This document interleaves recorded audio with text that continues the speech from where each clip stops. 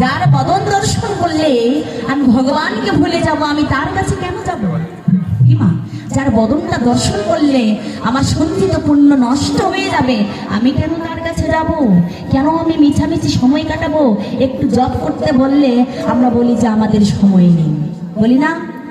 অথচ সকালে রান্না বান্না খাওয়া দাওয়া শেষ হয়ে গেলে ঘন্টার পর ঘন্টা মায়ের আমরা আড্ডা করি, আড্ডা কি আড্ডা দিই না?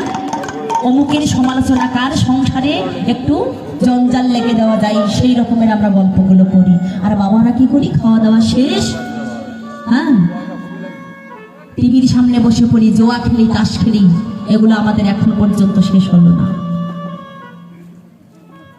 হ্যাঁ, তাই গীতায় 2য় অধ্যায়ে 40 নম্বর শ্লোকে বলেছে, হ্যাঁ, যে স্বল্পমপস্য ধর্মস্য ত্রায়তে মহত ভয়া।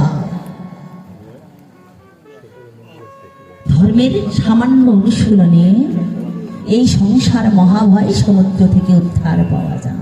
কেউ যদি স্বল্প পরিমাণও ধর্ম করে, ভগবান ভক্তি কখনো বিনষ্ট হয় না।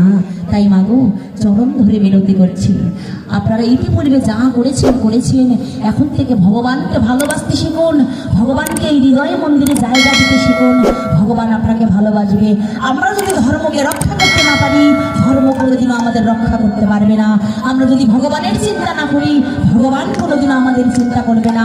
আমরা যদি ভগবানকে ভালোবাসতে না পারি, ভগবান কোনোদিনও আমাদেরকে ভালোবাসবে না। হরে কৃষ্ণ, হরে কৃষ্ণ, বল হরি বল।